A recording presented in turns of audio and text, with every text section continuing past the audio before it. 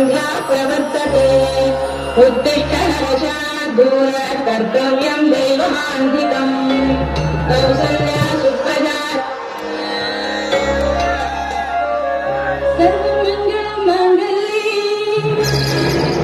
शिवे सर्वार्थसाधिके शरण्ये त्र्यम्बके देवी वनशङ्करी नमोस्तुते नमोस्तुते नमोस्तुते सर्वशक्ति महामाते वनशङ्करी सर्वशक्ति महामाते वनशङ्करी हरसुताये वैदूरम्मा हरसुताये वैदूरम्मा बागामि वनशङ्करी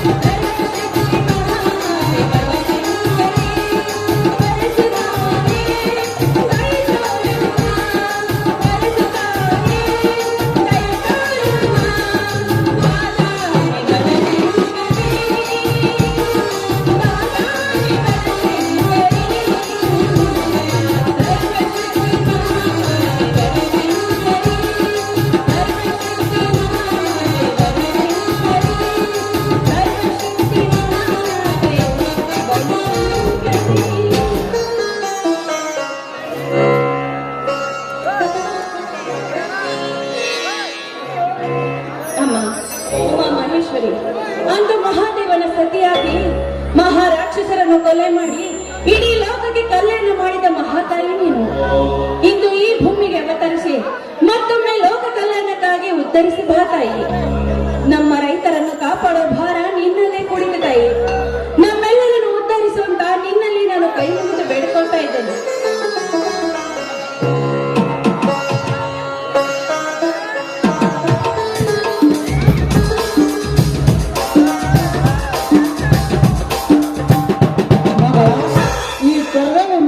ಪೂಜೆ ಮುಗಿತೆ ಬನ್ನಿ ಸ್ವಾಮಿ. ಆ ತಾಯಿಯನ್ನು ಸೆರೆಗೊಟ್ಟಿ ಬೇಡ್ಕೊಳ್ತಿದ್ದೆ, ನಮ್ಮೆಲ್ಲರನ್ನು ಉದ್ಧರಿಸು ತಾಯಿ ಅಂತ. ನೀವು ನಮಸ್ಕಾರ ಮಾಡಿ ಪ್ರಸಾದ ಕೊಡಿ.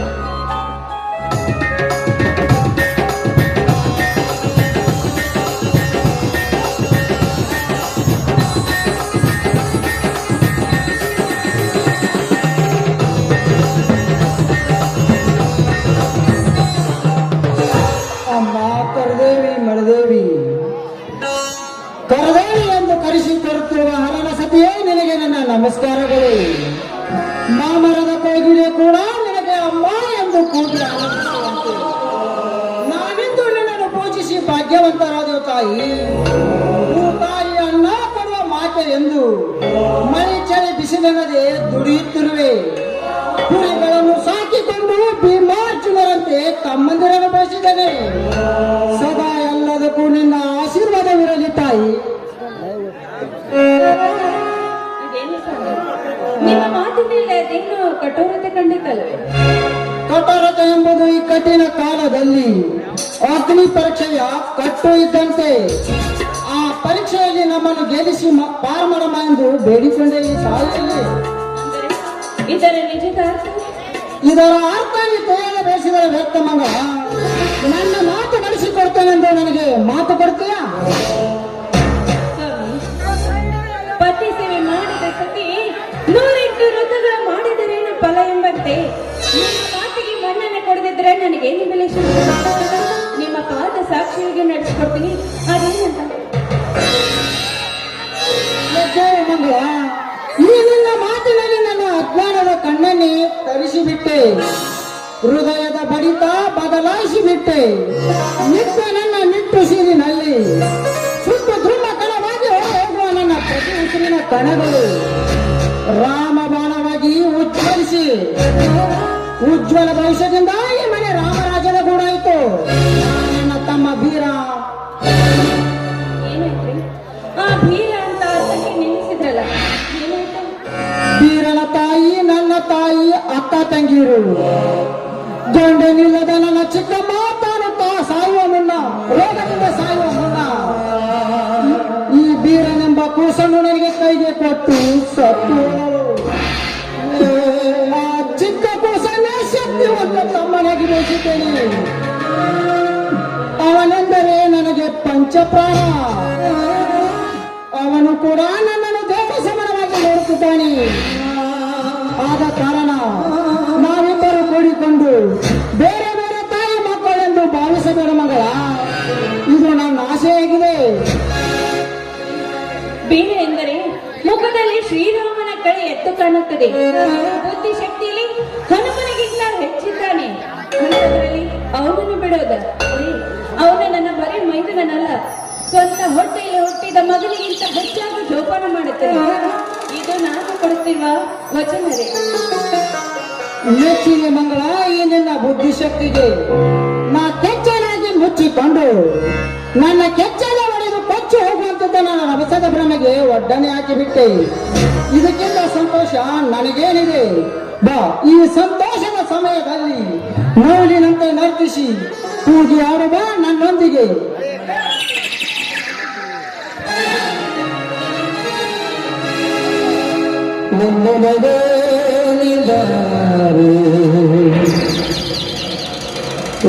ಚಲುವೆ ಹಳಿ ಬಂದು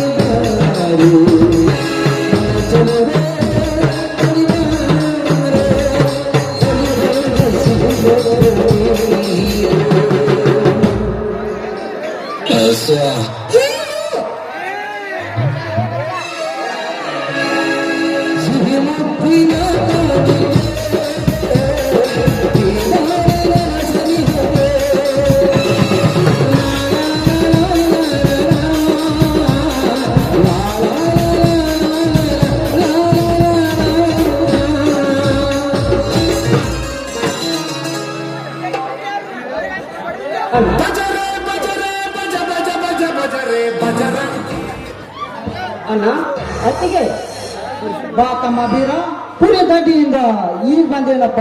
ಹೌದಣ್ಣ, ಹೊಟ್ಟೆ ಕಸ ಹೊಡೆದು ಬಾಲ ಮರಿ ತಾಯಿ ಮನೆಗೆ ಬಿಟ್ಟು ಅವುಗಳಿಗೆ ತಪ್ಪಲು ಹಾಕಿ ಬರೋದ್ರೊಳಗೆ ಈ ಹೊತ್ತಾಯ್ತಣ್ಣ. ಬಾರಪ್ಪ ಮೈನ ಕೈ ಕಾಲು ಮುಖ ತೊಳೆದುಕೊಂಡು ಒಳಗಡೆ ಬಾ. ಉಪ್ಪಿಟ್ಟು ಮಾಡಿ ನೀವು ಉಪ್ಪಿಟ್ಟು ಕೂಡ ಚಹಾ ಕುಡಿದ. ಈ ಬೀರನಿಗೆ ಚಾಯ ನಮ್ಮ ನನ್ನ ಹೆತ್ತ ತಂದೆ ತಾಯಿ ಅಂತಿರುವ ಈ ನಿಮ್ಮ ಕೈ ತುತ್ತಿನಿಂದ ಈ ಕೆಚ್ಚನೆ ಬೆಳೆಸಿಕೊಂಡಿರುವ ಈ ಬೀರ ಈಗಾಗಲೇ ಒಂದು ತಂಬಿಗೆ ಹಾಲನ್ನು ಒಂದು ಬೋಗಾಣಿ ಜೋರನ್ನು ಉಂಡೇ ಬಂದಿದ್ದಾನೆ. ಹಾ ಅತ್ತಿಗೆ, ನಾನಂದ್ರೆ ನಿಮಗೆ ಇಷ್ಟ ಅವರೇ? ಯಾಕ ತಮ್ಮ ಇವತ್ತು ಹೀಗೆ ಕೇಳುತ್ತಿರುವೆ? ನೀನಂದ್ರೆ ನಮಗೆ ಪಂಚಪ್ರಾಣ.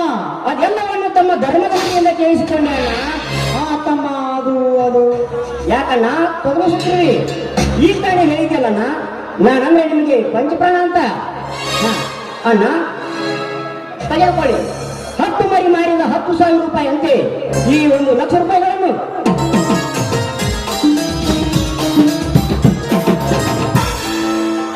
ಎಂತ ಸಾಧನೆ ತಮ್ಮ ನಿನ್ನದು. ನಿನ್ನ ಈ ಸಾಧನೆಯನ್ನು ನಾನೆಷ್ಟೇ ಬಣ್ಣಿಸಿದರು ಅದು ಹೇಳತೀರದಷ್ಟು. ನನ್ನ ಸಂಸಾರ ನಡೆಯುವುದೇ ಈ ನಿನ್ನ ಕುರಿಯಿಂದ. ನಾನೆಷ್ಟೇ ಹೊಲ ಉತ್ತಿ ಬಿತ್ತಿ ಬೆಳೆದರು 2 ವರ್ಷದಿಂದ ಅತಿವೃಷ್ಟಿ ಮಳೆಯಾಗಿ ಬೆಳೆಯೆಲ್ಲ ನಾಶವಾಗಿ ಬಿಟ್ಟಿದೆ. ನೀವೇ ದುಡಿದು ತಂದು ತೇಗೋ ಭೋಗಿಯಾಗಿದ್ದಾನೆ. ಈ ವರ್ಷಾದ್ಯಂತ ಮಳೆ ಇಲ್ಲದೆ ಈ ರೈತನಿಗೆ ಬೆಳೆಯೂ ಇಲ್ಲ. ನಾನಿರುವಾಗ ನಿನ್ನ ಕಣ್ಣಲ್ಲಿ ನೀರೇಕಣ್ಣ. ನೇಗಿಲ ಯೋಗಿಯಾದ ನೀನು ಎಂದೂ ಭೋಗಿ ಅಲ್ಲ. ಈ ನೇಗಿಲ ಯೋಗಿ ಹುಟ್ಟಿ ಬಿಟ್ಟಿ ಬೆಳೆಯುತ್ತಿದ್ದಾರೆ. ಈ ಜಗತ್ತಿಗೆ ಉಳಿಗಾಲವಿಲ್ಲ. ಅದು ನಿನ್ನ ನಿತ್ಯ ಕಾಯಕ. ಎಂತ ವಿಚಾರ ಶಕ್ತಿ ಅಡಗಿದೆ ತಮ್ಮ ನಿನ್ನಲ್ಲಿ. ನಿನಗೆ ಈ ಕಾಯಕದ ಅರ್ಥವು ಗೊತ್ತೇ? ನಿನ್ನ ತಮ್ಮನಾಗಿ ಜನಿಸಿ ಬಂದವನಿಗೆ ಇಷ್ಟೋ ತಿಳಿದಿಲ್ಲವೇನಣ್ಣ? ಅಣ್ಣ ಕೇಳಿಲ್ಲಿ, ಯೋಗಿಯ ಅರ್ಥವನ್ನು. ಅಂಗಹೀನ ಅಂಗ ಅನಾಥರಿಗೆ ತಂದೆಯಾಗಿ, ಮೂವರಿಗೆ ಮೇಲನಾಗವಾಗಿ, ಕಲೆ ಸಂಗೀತ ಗಾಯನ ಮಾಡಿ ಆ ಕಲಿಸಿದ್ದ ಬದುಕಿನ ಪುಟ್ಟರಾಜರು ಗಾನಯೋಗಿ. ಲಕ್ಷಾನು ಲಕ್ಷ ಮಕ್ಕಳಿಗೆ ವಿದ್ಯಾದಾನ ನೀಡಿ ಅನೇಕ ಶಿಕ್ಷಣ ಸಂಸ್ಥೆ ಕಟ್ಟಿ ತ್ರಿವಿಧ ದಾಸೋಹಿಯಾದ ಸಿದ್ಧಗಂಗಾ ಶ್ರೀಗಳು ಶಿವಯೋಗಿ. ಹಳ್ಳಿ ಹಳ್ಳಿಗೆ ಸಂಚಾರ ಮಾಡಿ ಕೋಟಿ ಜಪ ಯಜ್ಞ ಮಾಡಿಸುತ್ತಾ ಭಕ್ತರಿಗೆ ದೀಕ್ಷೆ ಕೊಟ್ಟು ಈ ಮಾಂಸಮಯ ಶರೀರವನ್ನು ಮಂತ್ರಮಯ ಶರೀರವನ್ನಾಗಿ ಮಾಡಿದ ವ್ರತಾನಂದರು ಸಂಚಾರ ಯೋಗಿ. ಹುಟ್ಟಿದ ದಿನದಿಂದಲೇ ಕಾಂಚನವನ್ನು ಕಾಲಲ್ಲೇ ಸರಿಸಿ, ಆಸೆಯನ್ನು ತ್ಯಜಿಸಿ, ಜೇಬುಗಳಲ್ಲದ ಶರ್ಟನ್ನು ಧರಿಸಿ, ಸರ್ವ ಜನಾಂಗಕ್ಕೆ ಬಿಡುವಂಗದ ಪ್ರವಚನ ಮಾಡಿ ಅವರು ಸಾಯುವ ಮುನ್ನ ತಾವು ಬರೆದಿಟ್ಟ ಲೇಖನಿಯಲ್ಲಿ ಈ ಜೀವ ಇಲ್ಲದ ಮೇಲೆ ಇರಲೇನಿದೆ, ಸತ್ಯವೂ ಇಲ್ಲ ಅಸತ್ಯವೂ ಇಲ್ಲ, ಸಹಜವೂ ಇಲ್ಲ ಅಸಹಜವೂ ಇಲ್ಲ, ನಾನು ಇಲ್ಲ ನೀನು ಇಲ್ಲ, ಇಲ್ಲ ಎಂಬುದು ತಾನಿಲ್ಲ ಎಂದು ಬರೆದು ಶಿವಾಧೀನರಾರಲ್ಲ ಆ ಬಿದ್ದರಿಗೆ ಶ್ರೀ ಸಿದ್ದೇಶ್ವರ ಶ್ರೀಗಳು ಅವರು ಜ್ಞಾನಯೋಗಿ. ಎಂತ ಮಾತುಗಳು. ಇನ್ನು ಕೇಳಣ್ಣ, ಸೃಷ್ಟಿಕರ್ತ ನಿರ್ಮಿಸಿದ ಈ ಜಗದಲ್ಲಿ ಚಳಿ ಮಳೆ ಬಿಸಿಲು ಎನ್ನದೆ ಉತ್ತಿ ಬಿತ್ತಿ ಬೆಳೆಯು ಈ ಜಗತ್ತಿಗೆ ಅನ್ನ ಹಾಕೋ ನೀನು ನೇಗಿಲ ಯೋಗಿ. ನಿನ್ನ ಒಂದೊಂದು ಮಾತನ್ನು ಕೇಳಿ ಈ ಜಗವನ್ನೇ ಮರೆತು ಬಿಟ್ಟೆ ತಮ್ಮ, ಮರೆತು ಬಿಟ್ಟೆ.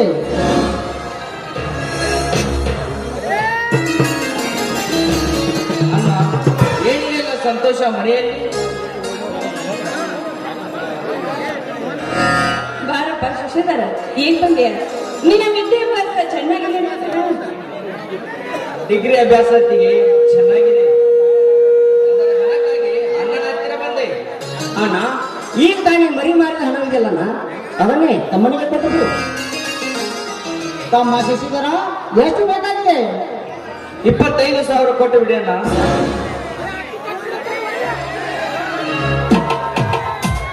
ತಲೆನೋವು ಹಣವಂತ ಮೇಲೆ ಹಿಡಿದು ಬರಬೇಕು ತಮ್ಮ. ಆಯ್ತಾ?